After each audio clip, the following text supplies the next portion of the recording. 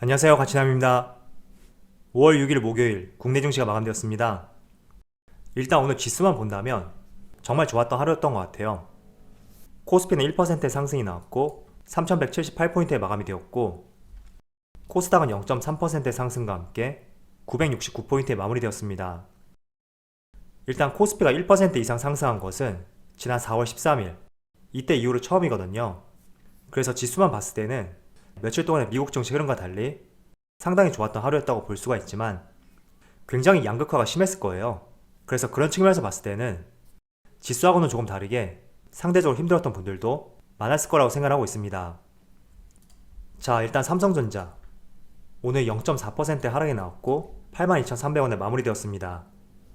그리고 대표적인 경기 민감주 포스코 같은 경우에는 오늘 무려 5% 이상의 강한 급등이 나왔고, 현대차는 화요일하고 마찬가지로 동일한 가격이 마무리되었습니다. 그런데 금융주 대표주 KB금융 같은 경우에도 오늘 무려 8% 가까운 큰 상승을 보여주었습니다. 그래서 지금 이 네 종목을 보더라도 반도체와 자동차는 약세를 보였지만, 반대로 경기 민감주는 오늘 상당히 좋았던 하루였다고 볼 수가 있습니다. 자, 그런데 저는 이틀 동안의 미국 증시 흐름을 봤을 때 어느 정도 성장주에 대해서는 오늘 약세 시장이 나오지 않을까 이런 생각을 했었거든요. 그거에 비하면 오늘 현대차하고 삼성전자 상당히 선방을 하지 않았나 이런 생각을 하고 있습니다. 자, 그럼 바로 수급을 한번 살펴볼게요. 먼저 코스피의 수급을 살펴보면 오늘은 기관이 순매수를 보여주었고 개인과 외국인이 순매도를 보여주었습니다. 기관은 금융투자를 중심으로 매수세가 들어왔고, 이틀 동안 매수세를 보여주었던 연기금은 오늘 다시 매도세를 보여주었네요. 그리고 코스닥은 오늘 기관과 외국인의 동반 매도세가 나왔고 개인이 나홀로 매수세를 보여주었습니다. 확실히 코스닥 쪽에서 5월 들어서 거래대금이 상당히 많이 줄었죠. 이어서 삼성전자, 오늘 삼성전자는 기관과 외국인의 동반 매도세가 나왔고, 그리고 현대차는 기관의 순매수가 있었지만 3거래일 만에 다시 외국인이 순매도를 보여주었습니다. 그래도 기관의 수급은 긍정적인 것 같아요. 이렇게 보시면 확실히 5월 들어서 조금씩 매수세가 이어지는 것 같습니다. 그리고 포스코, 오늘 포스코는 기관과 외국인의 동반 매수세가 들어왔고 연기금이 꾸준히 매수세를 보여주고 있죠. 그리고 KB금융, 마찬가지로 기관과 외국인의 동반 매수세가 들어왔고 4월 말부터 기관들이 꾸준하게 매수세를 보여주는 것 같습니다. 자, 그럼 주차별 매매 동향에 대해서 살펴보도록 하겠습니다. 5월 6일 외국인이 가장 많이 매수한 종목은 금호석유, LG화학, 포스코, KB금융, 대한항공, 이렇게 5종목을 순매수 상위 종목을 올렸습니다. 전반적으로 석유화학 기업, 철강, 금융, 항공, 이런 종목들을 많이 매수한 것 같네요. 그리고 기관을 살펴보면 SK이노베이션, 삼성바이오로직스, 대한항공, 고려아연, KB금융, 이렇게 5종목을 순매수 상위 종목을 올렸습니다. 자, 외국인의 순매수 상위 종목에는 LG화학이 포함이 되어 있었고 기관의 SK이노베이션이 포함이 되어 있거든요. 이 두 종목은 모두 상승이 나왔는데 유일하게 삼성 SDI는 오늘 하락이 나왔습니다.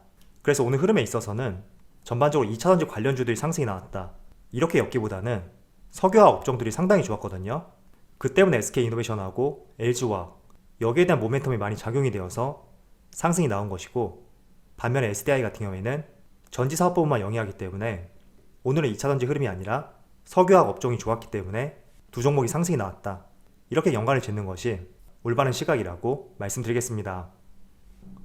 자, 그리고 업종별로 오늘 상승 종목을 살펴보면 오늘 현재 은행, 철강금속, 운수창고, 보험, 증권, 금융업, 이런 종목들이 강세를 보여주고 있습니다.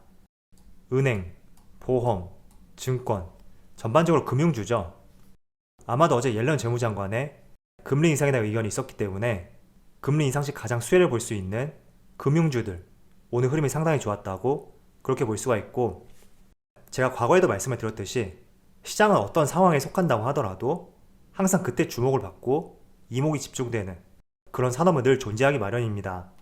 그래서 우리가 하나의 산업만 집중할 것이 아니라 항상 시장이 어떤 상황이 된다고 하더라도 그때 이목이 집중될 수 있는 그런 산업들이 무엇이 있는지, 여러가지 수급적인 측면과 그리고 종목들의 모멘텀과 기대감 다양하게 한번 생각해 보시면서 항상 시장 상황에 맞게 조금은 유동적인 생각으로 시장을 바라볼 필요가 있다고 말씀드리겠습니다.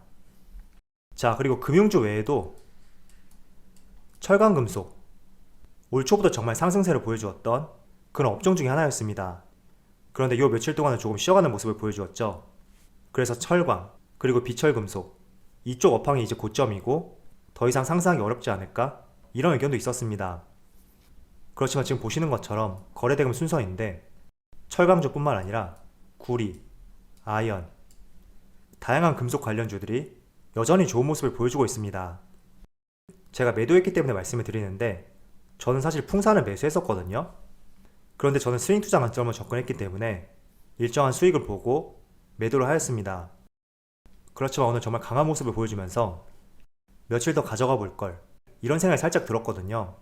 그렇지만 제가 항상 말씀드렸듯이 내가 매도하고 난 뒤에 주가 흐름에 대해서는 아쉬워할 필요는 없는 것 같습니다. 왜냐하면 우리는 신이 아니기 때문에 그 뒤에 흐름에 대해서 의미부여하는 것은 속된 말로 에너지 낭비라고 볼 수가 있거든요. 그렇지만 저는 여전히 철강, 그리고 비철금속 이런 산업들은 앞으로도 주목받을 수 있는 그런 업종이라고 생각하고 있습니다. 그래서 늘 말씀을 드리지만 관심은 가지되 급하게 상승이 나온 구간, 그런 구간만 우리가 조심한다면 충분히 매수할 수 있는 기회는 올 수가 있으니까 이런 점들 마음에 새겨보면서 철강과 비철금속은 하나의 관심 업종으로서 꾸준히 한번 지켜보셨으면 좋겠습니다. 자, 어제 국내 시장이 휴장이었을 때 미국의 옐런 재무장관이 한 행사에 참가해서 우리 경제가 과열되지 않도록 금리가 다소 올라 할지도 모른다, 이런 발언을 하였습니다. 자, 그 때문에 미국의 나스닥 한국 시간으로 화요일 밤과 어제 밤 이틀 동안 2% 이상의 하락이 나왔거든요. 자, 그런데 반대로 다우지수를 살펴보면 이틀 동안 상승이 나왔습니다. 그래서 이틀 동안의 미국 증시 흐름만 보더라도 오늘의 국내 시장 흐름이 어떻게 흘러갈지 조금은 예상을 할 수 있었던 그런 하루였던 것 같습니다. 대표적으로 나스닥 같은 경우에는 국내 시장으로 비유를 하자면 반도체, 2차전지, 자동차, 대표적인 기술주 위주로 포진이 되어 있고, 다우지수 같은 경우에는 산업평균지수이기 때문에 가치주, 경기 민감주 이런 쪽의 주가 흐름을 참조하기에는 가장 좋은 지표가 될 수가 있습니다. 자, 그래서 나스닥과 다우지수를 보더라도 오늘은 성장주가 좀 약세를 보일 것이고, 반대로 경기 민감주, 가치주로 분류되는 종목들은 오늘 흐름이 좋을 수 있었던 그런 하루였습니다. 자, 그런데 왜 금리 인상이 되면 성장주의 약세가 이어지느냐? 일단 성장주라는 것은 성장이란 취지에 맞게 지금보다는 미래 성장에 대해서 그 이익을 미리 주가에 반영하는 측면이 있기 때문에 다른 섹터에 있는 종목들에 비해서 조금은 주가의 기대감이 크게 반영이 된다, 이렇게 볼 수가 있습니다. 자, 그래서 금리를 올리게 된다면 결국에는 시중에 풀려있던 자금들을 회수한다는 그런 의견이 될 수가 있고, 아무래도 미래 성장에 대한 기대감에 의해서 미리 주가에 선반영되었던 성장주들, 그런 종목들의 주가에 약세가 나올 수가 있습니다. 자, 그래서 지난 2월달과 3월달 되돌아보면 자동차, 반도체, 2차전지, 채권금리 상승에 따라서 상당히 흐름이 좋지 못했거든요. 자, 그런데 우리가 하나 주목할 점이 있는데, 이 옐런 재무장관 같은 경우에는 지금의 파월, 즉 과거의 연준 의장 출신입니다. 그래서 단순히 이 해프닝으로서 이런 발언을 했을 것이다, 저는 이렇게 생각하지 않고요. 어쩌면 이제 금리 인상에 대해서 논의할 시점이 다가오고 있기 때문에 조심할 필요가 있다는 의도가 담겨있는 그런 내용이지 않을까, 저는 이런 생각을 하고 있습니다. 그래서 금리를 인상하겠다는 계획을 한다고 하더라도 지난 2013년을 대비해 봤을 때는 실제 금리 인상까지 8개월이라는 시차가 있었습니다. 그렇지만 어느 정도 시장에 충격파를 던질 수 있는 충분한 요소가 될 수가 있으니까 단순히 해프닝으로서 미국 재무장관이 이런 말을 했다, 그렇게 생각하기보다는 이제 조금씩 우리가 조심할 때이고 언제든지 금리 인상에 대해서 논의하는 시점이 다가올 수 있다, 이 점 항상 생각하시면서 투자의 방향을 설정해 보셨으면 좋겠습니다. 자, 그리고 여기 자료를 한번 보세요. 미국의 소비자 물가 상승률을 보시면 작년 5월달에 최저점을 기록하고 지금 꾸준하게 지속적으로 상승 흐름을 보여주고 있습니다. 그리고 3월달에는 2%를 처음으로 넘어섰기 때문에 충분히 긴축에 대해서 논의할 시점이 올 수 있다고 생각을 하고 있고, 또 미국의 투자은행에서 조사한 결과에 따르면 실제로 금리 인상을 하기 전에 유동성 공급 축소 결정이 선제적으로 나올 가능성이 있다. 이런 생각들을 하고 있는 것 같아요. 그래서 지금 보시면 금리 인상에 대해서는 시티은행은 2022년 말, 그리고 UBS에서는 2023년으로 제시를 했고, 모건 스탠리하고 노무라에서는 의견 제시를 하지 않았습니다. 그런데 유동성 공급 축소에 대해서는 시티은행은 4분기, 그리고 모건 스탠리는 12월쯤에 결정이 될 것이다. 이런 의견이 있었고, UBS에서는 테이퍼링이 9월달에 발표될 것이다. 각각 이런 의견들이 있었습니다. 그래서 실제로 테이퍼링, 긴축, 이런 것들을 단행한다고 하더라도 금리 인상보다는 지난달 캐나다처럼 국채 매입 규모를 줄이는 자산 매입 축소, 이런 전략을 선제적으로 보여줄 가능성이 높다고 생각하고 있습니다. 그래서 다양한 점도 한번 참조해 보시면서 언제든지 유동성 공급 축소에 대해서 논의를 하겠다는 발표가 나온다고 하더라도 그때 돼서 너무 패닉 상태에 빠지지 말고 미리 생각을 한 뒤에 계획에 맞게 한번 대응을 해보자고 말씀을 드리겠습니다. 자, 오늘 홍남기 기획재정부 장관이 차량용 반도체 수급 불안은 5월달이 정점이 될 것이다. 이런 의견과 함께 부품 조달 기업 활동에 대해서 불편함이 없도록 지원하겠다. 이런 발언을 하였습니다. 자, 실제로 현대차 컨콜에서도 5월달이 정점에 달할 것이다. 이런 의견이 있었거든요. 물론 정말 5월달이 정점이 될까? 이런 생각이 드는 건 맞지만 그래도 현대차 내부적인 상황과 정부에서 봤을 때 우리보다는 시장에 대해서 조금 더 정확하게 내다볼 수가 있단 말이죠.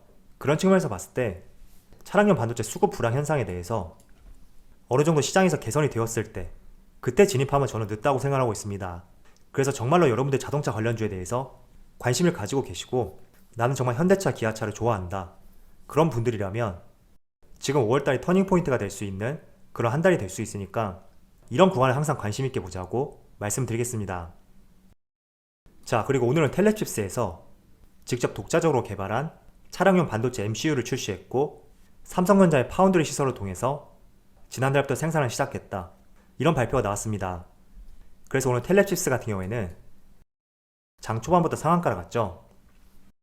그리고 지금 보시는 차량용 반도체 MCU는 네덜란드 NXP, 그리고 독일의 인피니언, 일본의 르네사스, 이런 기업들이 과점 형태를 보였던 그런 반도체였습니다. 그런데 삼성전자에서 반도체를 직접 개발하기보다는 지금 텔레칩스와 같은 중소 팹리스 기업을 통해서 우회 지원한 것으로 보여지고 있습니다. 그래서 실제로 현대모비스에서도 국산 MCU 탑재에 대해서 검토하기 시작했다는 의견도 있거든요. 자, 그래서 텔레칩스의 차량용 MCU 생산, 얼마나 자동차 수급에 있어서 개선을 보여줄지 모르겠지만 이러한 부분도 현대차 입장에서 하나의 돌파구로서 조금은 긍정적으로 볼 수 있는 재료라고 저는 생각하고 있습니다. 또 차량용 반도체 외에도 제네시스, 6월달부터 본격적으로 유럽을 진출하겠다는 그런 선언도 있었거든요. G70, G80, GV70, GV80 이 네 가지 라인업을 선제적으로 유럽 시장을 공략할 예정이고 국내 시장과 미국 시장에서도 상당한 호평이 있었기 때문에 과연 유럽 시장에서 어느 정도 성과를 낼지 모르겠지만 이런 부분도 한번 우리가 하반기부터는 기대를 해볼 수 있는 요소라고 생각하고 있습니다. 자, 그래서 반도체 쇼티지 현상이 5월달에 정점에 달할 것이고 또 6월부터는 제네시스가 유럽에 진출하는 만큼 우리가 하반기부터는 조금 기대할 수 있는 요소들이 많다고 생각이 되거든요. 그래서 그때부터 진입을 하게 된다면 저는 오히려 늦다고 생각하고 있고 자동차와 관련해서는 지금처럼 가장 힘든 구간, 이런 구간에 늘 관심을 가질 때라고 생각을 하고 있습니다. 자, 오늘 코스피가 2거래일째 상승이 나왔는데 지난 화요일하고는 흐름이 조금 달랐던 것 같아요. 그때는 코스피 대형주 그리고 전기전자 업종 위주로 상승이 나왔던 반면에 오늘은 지난달 정말 강했던 경기 민감주 그리고 해운업종, 금융주들 조금은 다른 섹터에서 좋은 흐름이 나왔습니다. 그래서 아무래도 성장주 위주로 보유하신 분들이라면 오늘 지수가 상승이 나왔다고 하더라도 상당히 아쉬웠을 가능성이 높을 거예요. 그렇지만 하루의 흐름을 가지고 모든 것을 판단하기엔 이르기 때문에 오늘 조금 아쉬웠다고 하더라도 앞으로 꾸준히 지켜보면서 조금은 더 힘을 내보셨으면 좋겠습니다. 자, 그럼 오늘 영상 마치도록 하고요. 언제나 여러분들 성공 투자를 기원하도록 하겠습니다. 감사합니다.